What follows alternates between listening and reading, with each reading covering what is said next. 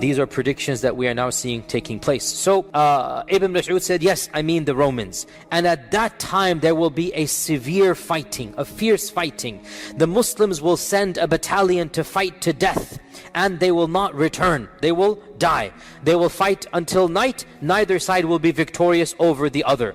On the second day, the Muslims will send another battalion, and they will fight to death, and they will not return victorious. On the third day, the same thing will happen. And then on the fourth day, so for 3 days, Muslims are going in, and it is going to be massacre after massacre. Nobody will remain alive from the first batches that go. On the fourth day, Allah Azza wa Jal will grant victory to the Muslims, and the enemy will be defeated. So there will be 4 days of battle somewhere in Bilad al-Sham. Now, is this the great Armageddon, or is this the precursor to the Armageddon? This is not the great Armageddon, it looks like. This is the precursor. This is a massive war that will take place before the Armageddon. Now the hadith goes on, and this is from the statement. This will be a battle the likes of which have never seen before. This is very terrifying. In human history, no battle has taken place that is more terrifying and more severe than that battle that will take place towards the end of times. And then Ibn Mas'ud said, and this is so powerful, and it's not Ibn Mas'ud, it is from the Prophet ﷺ, so much so that a bird that will fly over them will fall down dead. Now, you tell me, before I move on, you tell me, no matter how many people are killed by the swords on this land, will it affect a bird in the heavens? No. What will affect a bird in the heavens? Not swords. Get the point. Not swords. Something's going to happen that a bird in the heavens will be flying over, it will come down dead. And then the hadith goes on. Out of a family of 199 will perish and 1 will survive. The attrition rate in this war, 99%. Allahul Musta'an. What war in human history has had 99% death? None. I don't know of any. 99%. The victory was given to the 1%. 99%. And this is when the Prophet ﷺ said, Ibn Mas'ud said, so how can anyone be happy over ghanima or any inheritance be divided? In other words, may Allah protect all of us. If somebody were to give you $1 million but you have no family, wallahi, what sane person will choose that? Family is worth more than this whole dunya. So the Prophet ﷺ is saying, how can anybody be happy when he gets all the ghanima and 99 of his family had that? He's nobody left, no parents, no children, nothing left. How can anybody be happy? What is the point of that ghanima? It's all gone. How will inheritance be divided when there will be no family left? So this war will destroy 99% of those fighting in it. While they are doing this, and they are finishing the battle, collecting the ghanima, recovering, they will hear there's a bigger calamity than this war. What could be a bigger calamity? Somebody will shout out, the Dajjal has come where your families have been left behind. So in that state, tired, bruised, bleeding, but their families are being attacked, whoever is remaining in the land that they left behind, Bilad al-Sham, wherever there is, they will run, they will rush back to that land, and they will discover that it is a lie. It is not true. And in one hadith it is mentioned that they will send their 10 best horsemen to go verify that news. The 10 fastest horsemen. And then the Prophet ﷺ said, I know their names and the names of their forefathers and the colors of their horsemen, the colors of their horses, and they will be the best horsemen on the face of this earth. Now, does this mean we will go back to horses and swords? If there is that type of war, in all likelihood we will.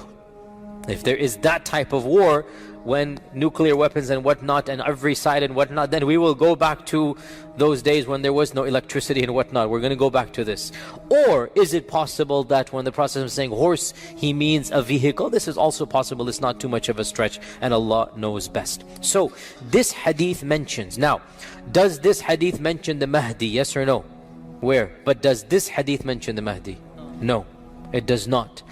But other ahadith mention that the Mahdi will be the one that will be there when the news comes that the Dajjal is around. So it appears that this big war that is being referenced is a war that the Mahdi will participate in, even though he's not mentioned in this one, right? So it is a war between Ar-Rum and between the Muslims. It is a massive war. Now, many have said this hadith is a reference to the Armageddon. And it could be true. Because here's the point. Is the Armageddon one battle or is it a series of battles? It goes back.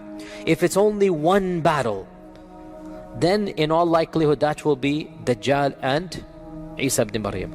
But if it is a series of major battles, then it makes sense that this hadith in fact is one of those big battles of the Armageddon. Allah knows best.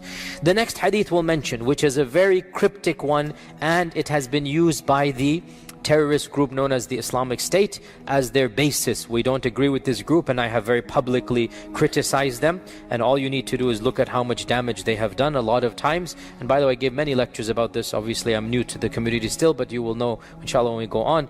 SubhanAllah, look at what the Prophet ﷺ said about the Kharijites, the Khawarij. He said, their speech is beautiful, but their actions are deadly. Their speech sounds good, it is sweet, but what they do is evil. And this is exactly what these groups, all of them, if you just listen to snippets, oh, we will re-establish Allah's command and we're going to do this, we're going to do that. Then you look at what they do and the number of Muslims that they have killed and their tactics and you realize these are exactly the Khawarij, like the Prophet ﷺ said. Read the descriptions of the Kharijites. Look at what they did to the Sahaba. Look at their philosophy and attitude. And wallahi, you will see all of these groups. They might speak that which sounds like honey, but in reality their harm is much worse than even the harm that non-Muslims do. And this is the reality that we see with our own eyes. So this group known as the so-called Islamic State, which is now on its last legs, and it will inshallah be completely eliminated, this group used the hadith I'm about to quote you as its basis, as one of its main bases. And it is authentic hadith, and it is the hadith in Sahih Muslim. Abu Hurairah narrated that the judgment will not come until a room will come out to fight you at a place called A'maq or Dabiq. Now, Dabiq is, and A'maq is close to it, Dabiq is a city in Syria. And the so-called Islamic State took it as its capital. And they intentionally fought to get a small city, a very mid-sized or small-sized city. They wanted to capture that city. Why? Because it's mentioned in this hadith. And we had said a few weeks ago that it is not allowed to do what? Do you remember? I mentioned this very clearly. It is not allowed to do what? Write a screenplay from the hadith. We don't write a Hollywood drama from the hadith. It happens, it will happen. We do not extract a drama and enact it. We've seen what happened throughout history when people have attempted to do that. No, we don't do that. It happens, it will happen. But you don't think you are the one who's going to go do that. We have seen time and time again, people have attempted to do that and it has failed miserably. And one of the most important examples, this is another example of ISIS and Dabiq and whatnot. Another example we mentioned is Juhayman and his takeover of the Kaaba. And he thought he would enact all of the hadith that are mentioned, but he couldn't, because again, you have to pick and choose, just like over here. And anyway, so the hadith goes on that the Romans will come and fight you at a land called Ad-Dabiq, and the best of the people of earth from the city of Medina will leave Medina and fight against them. When they are getting ready for war, lining up for war, listen to this, very cryptic. The Romans will say to the Muslims, leave us with the group amongst you who have forsaken their religion. We want to fight them. I'll explain. The Muslims will say, La wallahi, we will never leave our brethren and will never abandon them to you. I'll finish the hadith and then explain. So the battle will rage on. The battle will rage on. 1/3 of the Muslims will retreat out of cowardice, and Allah will never forgive them. When the battle gets tough, they will flee, and the Prophet ﷺ said they will never be forgiven. 1/3 will be killed, and they will be the best of shuhada. They stood their ground, they died martyrs, and they will be the best of shuhada. And 1/3 will conquer, 1/3 will win. And they will not be tested. Maybe the test of the grave, maybe the test of the akhirah. They will not be tested. Allah will bless them and they will not be tested. And they, meaning that 1/3, will then conquer Constantinople. Again, we'll explain this in a while. It's a long hadith. When they will be dividing their ghanima, after they've hanged their swords on the, the trees to be oiled, then they will hear Shaitan cry out that Dajjal has appeared amongst your children. Thinking it to be true, they will march to fight the Dajjal, but they will find it to be a lie, and they will reach Bilad al-Sham, Syria, and when they have lined up to pray Fajr, that is when Isa ibn Maryam will come down after the Dajjal has actually come, and he will then lead the Muslims in war and battle. And when Aduwallah, the Dajjal, sees Isa ibn Maryam, he will melt like salt is dissolved in water. And the Prophet ﷺ said, if he were to be left in that state, he would die, but Isa will kill him, and the people will see the blood of Isa on the blood of Dajjal on the weapon of Isa. End hadith. Now, again, this hadith is very, very cryptic. It mentions many things. First and foremost, it also reiterates the previous concept of a massive war between the Romans and the Muslims. Now, in this hadith it mentions 1/3 only will die, whereas the previous hadith mentions 99% will die. As I said, it appears there will be multiple battles, not just one. And in some of them 99%, and in some of them 1/3. This hadith mentions that this army will conquer Constantinople, whereas the previous hadith does not mention that. So maybe there are multiple wars going on in the world, and the Dajjal's announcement will take place in all of them. Shaitan's gonna frighten the Muslims. Dajjal is here. They're gonna be expecting Dajjal because they're seeing the hadith take place. So Shaitan will use it as a tactic. So maybe multiple groups will run back to Bilad al-Sham, and there they will be with the Mahdi, and the Mahdi will then be leading them in Salah, and Dajjal will actually have come at that point in time, and then Isa will come down, as we had mentioned.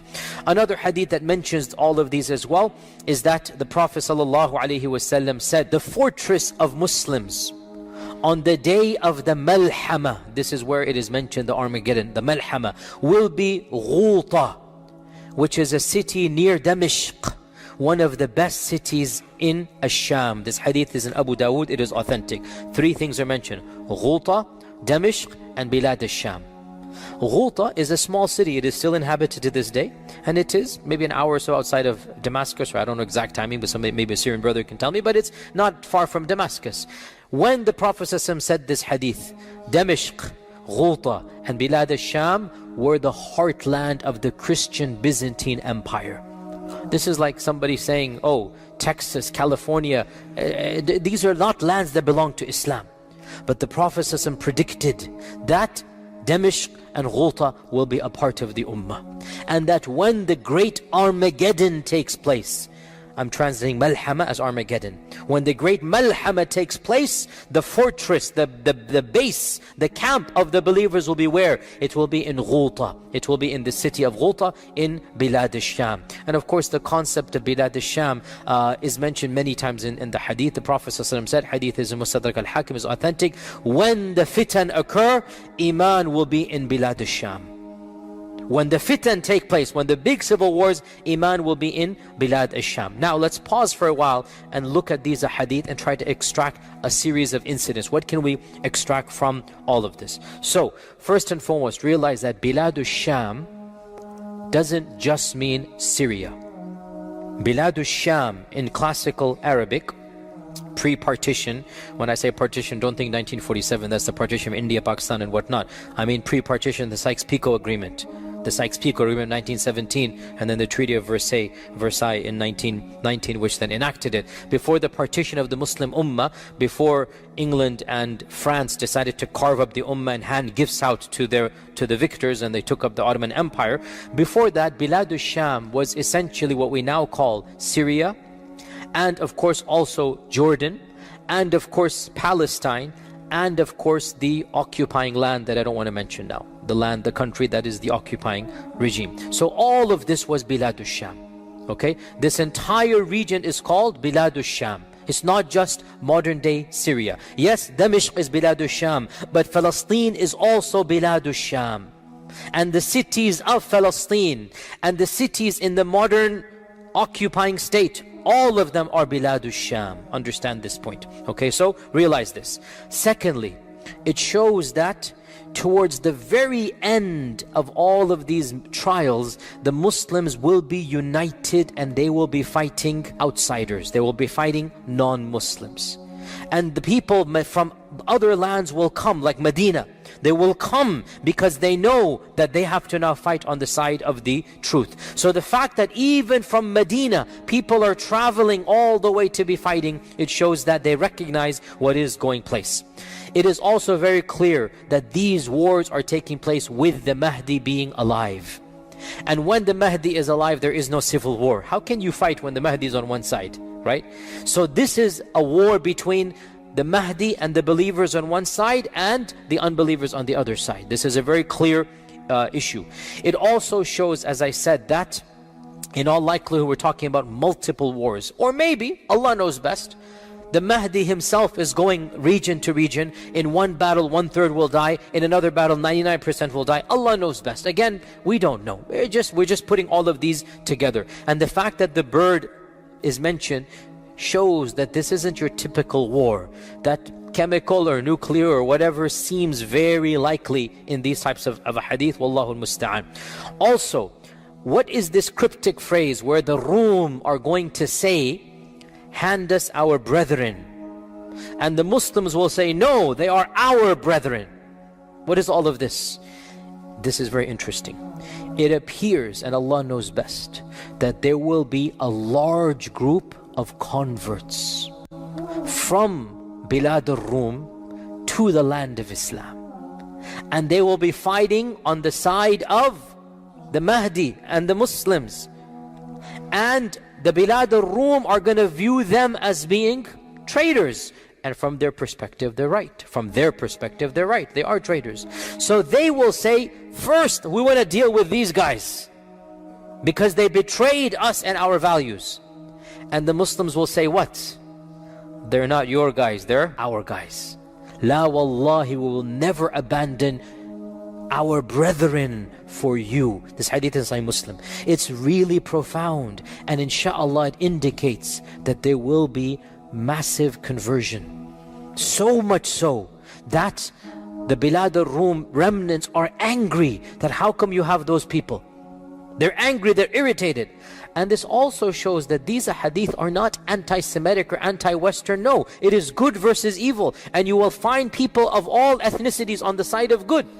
And you will find people of all the ethnicities on the side of evil as well. We talked about this last week. These hadith are not anti-Semitic. There will be righteous people who see the truth and they will be fighting on the side of truth. And that's why the other group will demand we want them back to us.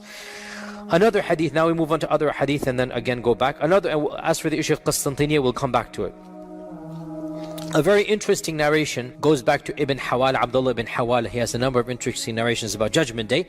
Abdullah ibn Hawala, the Prophet ﷺ said, O Ibn Hawala, when you see the Khilafah having been descended to Al-Ard al-Muqaddas, which is Jerusalem, when you see the Khilafah having been descended to Ard al-Muqaddas, then know that the zalazil and the fitan and the balaya are coming, meaning the great wars and whatnot are going to happen, and that Qiyamah is closer to mankind than my hand is to you or to your head. So his hand was on, Ibn Hawala's chest or whatnot. So know that Qiyamah is closer to mankind than my hand is to you. Now, this hadith tells us there shall be a khilafah, but not based in Mecca or Medina, not based in Iraq like the Abbasids, not based in Damashq like the Umayyads, but rather based in Al-Ard al-Muqaddas. إذا نزلت الخلافة بأرض المقدس. Now, in all likelihood, this is the Mahdi. Some have said maybe it's before the Mahdi. I am highly skeptical. There's too many ahadith that mention civil war and fighting and whatnot. And the Ummah has never been united since the time of Uthman radiallahu anhu and Ali. Do you think it's going to get united again? But we strive for unity. But realistically, it's not going to happen until the Mahdi comes. Also, our Prophet predicted that the Khilafah will come back towards the end of times. ثُمَّ تَكُونُ خِلَافَةً عَلَى مِنْهَاجِ النُّبُوَّةِ Hadith is in Musnad Imam Ahmad. Then there shall be a Khilafah upon the prophetic methodology. In all likelihood, this is, Allah knows whether this ijtihad is correct or not, but in all likelihood it seems to be none other than the Mahdi himself. And the Prophet ﷺ is telling Ibn Hawala, when the Mahdi comes, judgment is going to come tomorrow. And that's very true. When the Mahdi comes, go to him, be with him, and the judgment is going to be the very next day, basic meaning immediately after that. And that's again very clear.